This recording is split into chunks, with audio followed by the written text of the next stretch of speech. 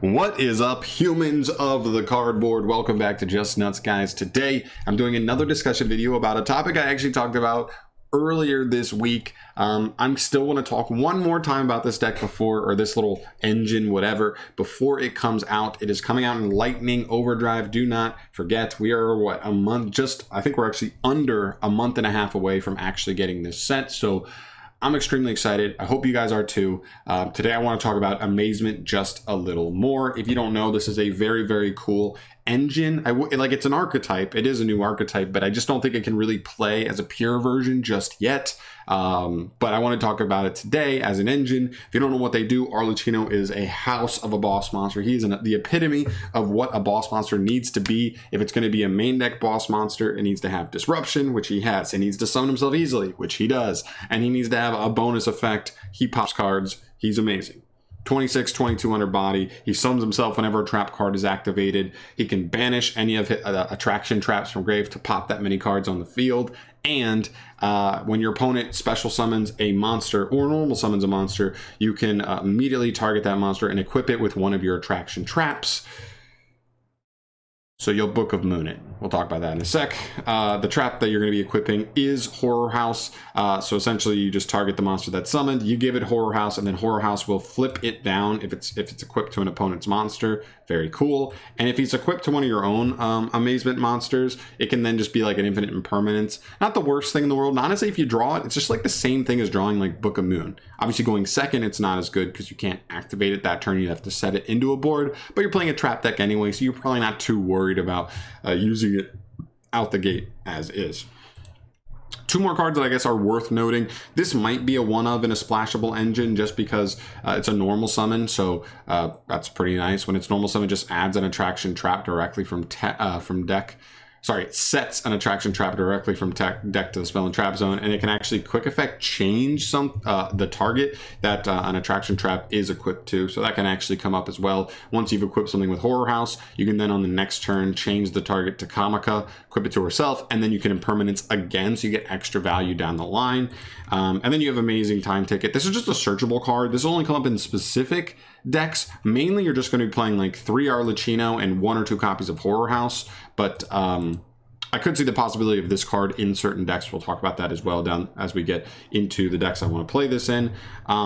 During your turn, it can just add an Amazement card from deck to hand, so that's mainly just Arlecchino. Can also add Kamika if you don't have a normal summon. I don't believe it adds these because they aren't Amazement in the name, unfortunately, but they are attraction traps. So you can't add the traps, but that's okay because this card on your opponent's turn can actually just set an attraction trap and it can be activated that turn. So either way, still works as disruption by itself. This is a pretty versatile card. I kind of like it, but we'll also talk about it. You probably don't want to play a huge base of this engine. You probably just want to keep it more minuscule, but I could see people trying to run this as well just because it is more consistency.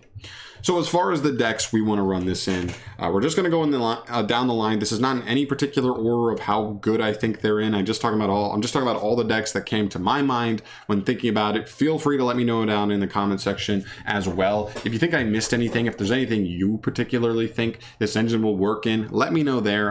I'm just one guy. I probably missed couple things, but let me know.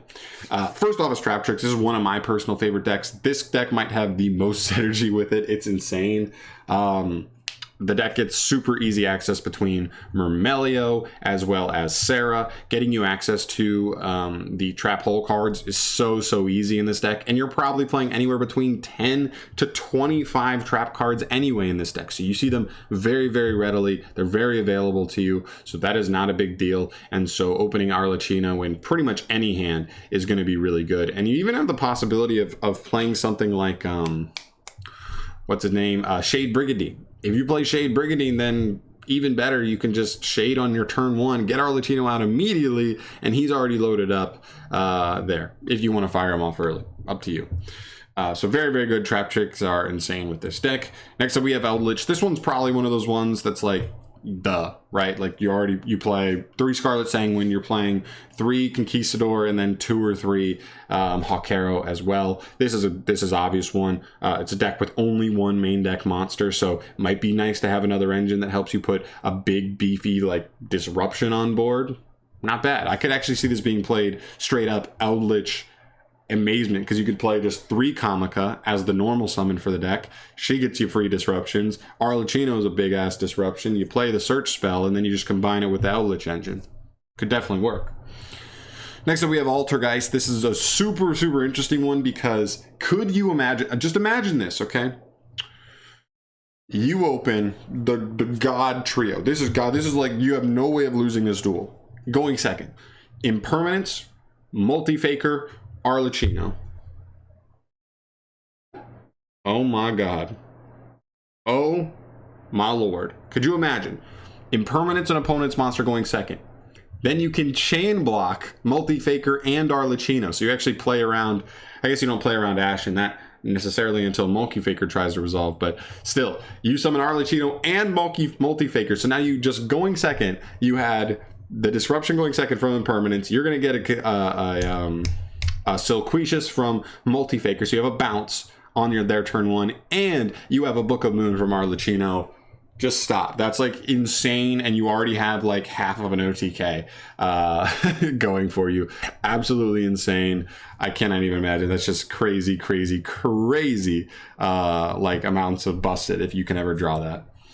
Next up is Dogvatica. This is another one kind of like Eldritch. You're going to see different variants of Dogvatica, but because Ecclesia just very simply just gets you Dogvatica Punishment, it's a very good disruption, very searchable. And also sets you up for Arlecchino. Pop 2 cards into Arlecchino for a Book of Moon. I mean, that beats almost any combo deck in the game. Like very few decks can like play through double pop and Book of Moon. And you'll have Ecclesia plus Arlecchino, which is already 4,100 damage. So that's actually pretty good as well, setting you up for a potential OTK on the following turn. It's pretty good. Next up, toads, frogs, paleo frogs, specifically paleo frogs because obviously the paleos are traps. They're going to trigger Arlecchino, and that's cool. The one downside I would say here is that Arlecchino equips a trap straight from the deck. So Arlecchino doesn't actually like activate a trap. So it doesn't synergize as far as like giving you a way to like summon the paleos back from grave off of like Arlecchino's advantage or his disruption. So that's the only downside I would say, is there's not as much synergy there as it could have been.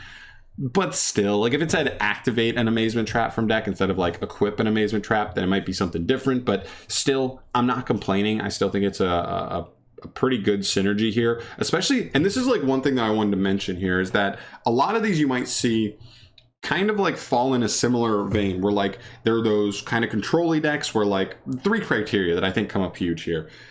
One, their engine gets you to a trap card, right? Triggers Arlecchino, so you can one, already play a decent amount of traps to trigger him, but also the engine still gets you there, so that's still important.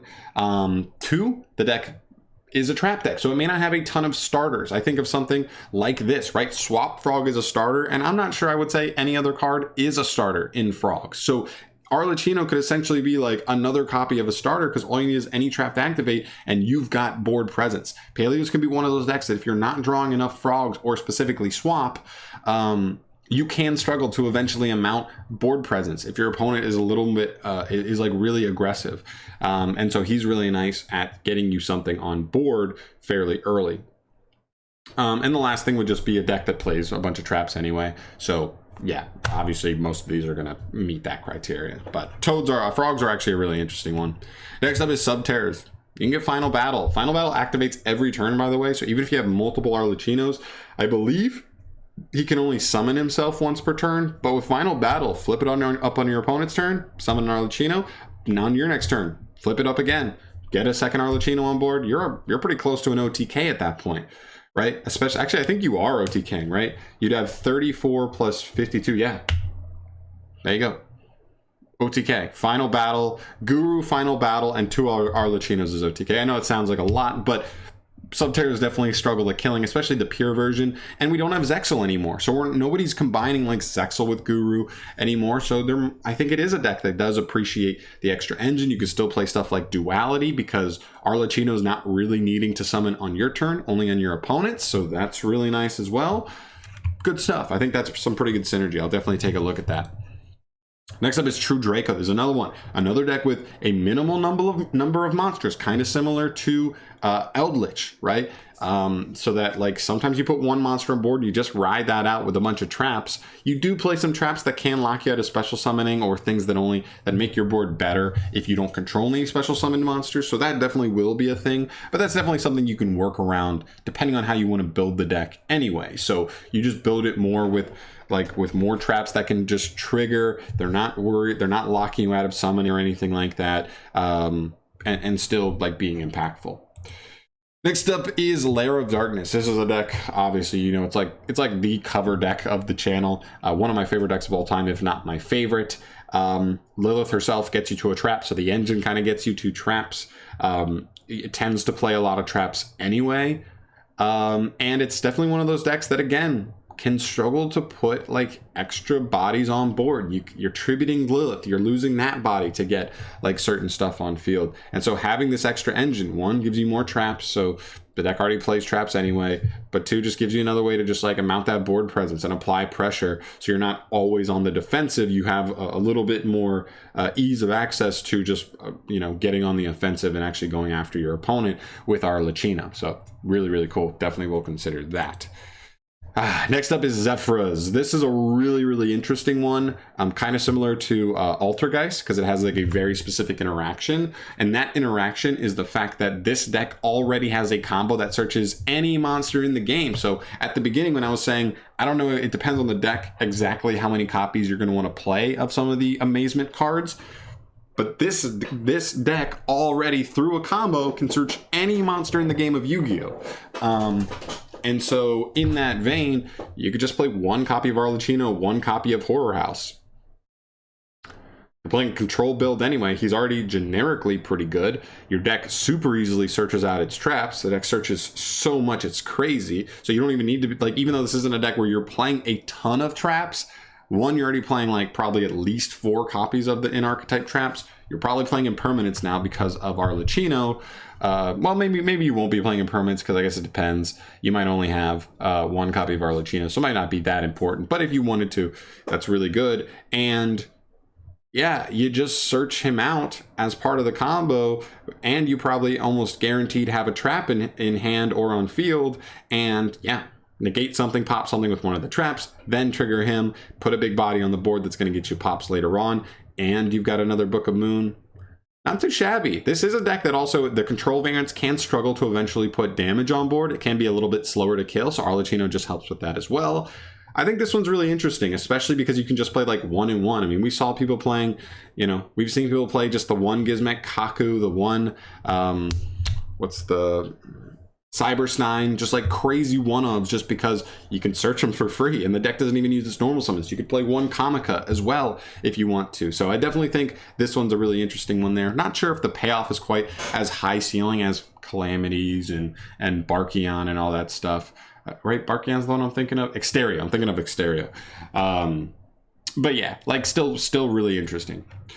Next up is Trickstars. Now this one's kind of weird, right? Like I don't expect it to be that great, but I will say with Light Stage at 1, right? So you can only really play Light Stage Terraforming 3 Candina. The deck only has 5 starters. And I think probably the best way to play the deck is like a hard going first with a lot of traps and hand traps, and just try to control the game out, burn your opponent, and then eventually get in after, you know, putting enough link materials on the board. Well, again, Arlecchino, Candina, your engine gets you to a pretty good trap in Trickstar Reincarnation, which then can lead you to Arlecchino, and then Arlecchino gets you a Book of Moon. He's another body that helps you put damage on board. So you could call him like a pseudo starter in the deck and just add 3 more copies of starters. Well, technically 6 if you want to play the time ticket, and just play like a hard trap version of like Trickstar Amazement Control. Not too shabby. So I don't know, like Trickstars are so poo right now that I think this actually might make, like this combination might actually make Trickstars playable. Like you could top a remote duel locals with it. Just something to keep in mind. And I think is this the last one? This is the last one. Okay, so the last one I have here is of the decks that I could think of Magical Musketeers. Now this one is another one that's like very, very interesting versus like with like interactions, right? We talked about the quick play spell. That card specifically comes up here. This is the only one that I would say like you have to play that card probably at 3, because you open any Magical Musketeer, whether it's Caspar or Starfire or even something like Kid Brave as the starters, and Amazing Time Ticket becomes like a plus one, like a hard +1. So you just activate it under something like Caspar. Caspar then searches you a trap, which now makes Arlecchino live, and the Amazing Time Ticket searching you Arlecchino. So now you're just like bing, bang, boom. You've got double disruption. You've got Caspar and Arlecchino, and you've got both sides of your engine, which is really cool. So I think that actually is pretty interesting. And then obviously if you just draw the attraction trap, you can just set it, the horror house, you can set it under a Magical Musketeer, trigger it. You've got stuff like the Link 1 in the Archetype, which gets you to the traps if your opponent has any monsters on field. So you have very, very easy access in this Archetype to get into your traps, especially after turn 1. It's not as easy turn 1, but you're most likely already playing like 3 Desperado, 1 or 2 of the counter trap, and even depending on the format, maybe even 3 of the counter trap, and 1 of the quick or of the continuous that lets you special another Magical Musketeer from hand. So you've already got that stuff. You probably play impermanence now, and you're probably cooking. So I do think that's actually really interesting to play as like a control variant. I think it's a little bit faster, a little bit I don't know, just a different thing, because we've seen Eldritch Musketeer be like a little bit of a thing, but I think this could be an alternative route going like Amazement Musketeer. Not sure if it's better all the way. I don't think it grinds as well as like Eldritch does, obviously, but I do think it's a little bit more offensive. You get some pops off of Arlecchino, so you can get to Arlecchino pretty like kind of faster than Eldritch in a lot of situations. I guess not a lot of situations. I guess they're pretty even there, but still, you know, I don't know. I just think it's interesting. We'll keep it in mind. It's definitely a smaller engine. I guess that's the other thing. It's a smaller engine than Eldritch, so that's a bonus. You open up more slots in the deck to play other generic defensive cards that you might want to play. That might be something to note as well. But those are all the decks I have here. Obviously, like I said, there are a ton of decks that can search their own trap card. It's not bad, but I think a lot of those decks either like generally didn't play traps in like outside of like the 1 or 2 copies of trap cards they search. Evil Eye is an interesting one I could have put on here, but I felt like Evil Eye is so far out of the meta at this point. It's kind of tough to really call them like, oh, this deck makes Evil Eye good. It helps, but I'm not sure it's enough.